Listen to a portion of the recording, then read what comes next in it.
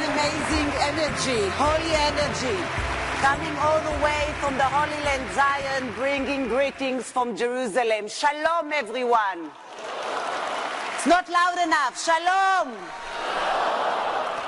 Honorable brothers and sisters, I am addressing you today not only as the Public Affairs Director and the spokesperson of the Barzilai Medical Center, but also as a spokesperson of my own family, who in 1770 decided they were an Orthodox Hasidic family who believed in all their Jewish genes, that their home is not in the diaspora, but rather in Eretz Israel, the land of the Jewish people, the land of Abraham, Isaac, and Jacob, the land of the prophets Isaiah and Zechariah, and the land where we all hope the Messiah, our Savior, will come soon. They were an ultra-Orthodox family who felt in their genes that Europe is not their homeland. It's not the homeland of the Jewish people. They believed that they must control their destiny and wandered back to the land of the biblical prophets, Zion. They left behind a very comfortable urban life to renew the Jewish settlement in the Holy Land. They found a bleak, barren land, a demolished land. Remember, it was 1770, a desolate land. Life was not easy. They suffered from poverty, from hunger, from diseases, from earthquakes, from hostile local population, but they did not despair and did not give up. They held on tightly to the land and their mission to renew Jewish life. Their hardship were rewarded. More and more Jews from all around Europe followed their footsteps. Jews who had escaped from pogroms in Russia, England, and France. Sephardic Jews whose ancestors were expelled from Spain, like my husband's family, who decided it was time to leave Europe and return to their homeland. History proved that the ones that returned to Zion were saved. The Holocaust proved them right.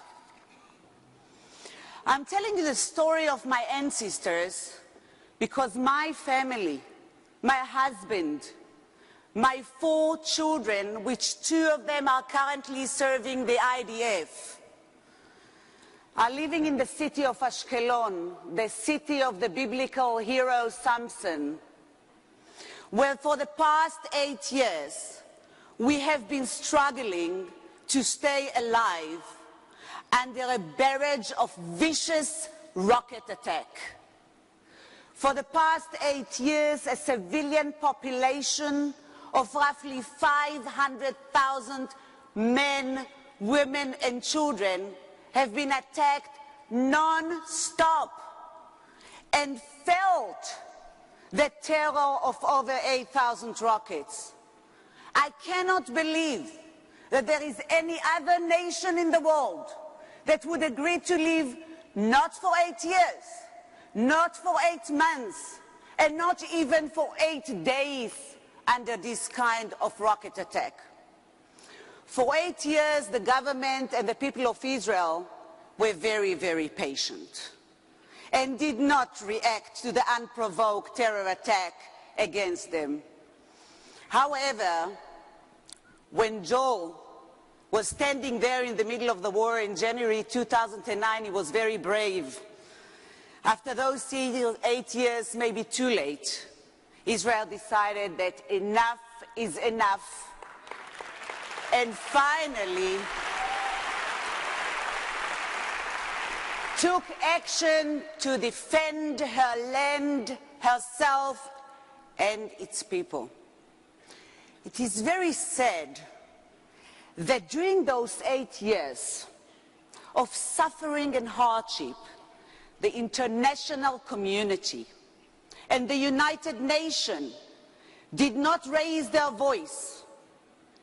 They were silent, and now, with no shame, they demoralize us by telling us that our reaction is not proportional. The only true friend that supported Israel and justified its action for self-defense was the United States of America. The real and only true friend of Israel. Indeed, here and now, I feel that I'm among real friends, among brothers, among family, among the people that will go out and tell the true story.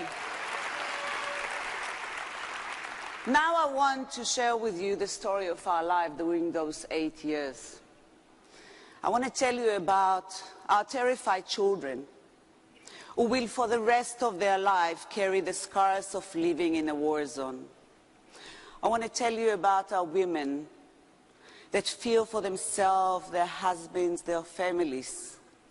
I want to tell you about our fighting men who, while fighting the vicious enemy, fear for their families more than themselves. And I know I've got two of them in the army. You have to imagine 8 years in which thousands upon thousands of adults and children are suffering from post-trauma stress disorder, which 20% of them are turning to be chronically ill. And this has become it's an unbearable burden on the society. A whole generation who will struggle to live a normal life and grow up to have a promising future. A whole generation that, like me, when I'm walking in the streets of San Diego and I hear the sirens of the police cars and ambulance, I know that I have 15 seconds to run for cover, because that's what we have from the minute the siren starts coming. 50 seconds that you don't know who to schlep with you first. Your elderly, your children, your pets, yourself. But then after a few seconds I realize I'm in San Diego.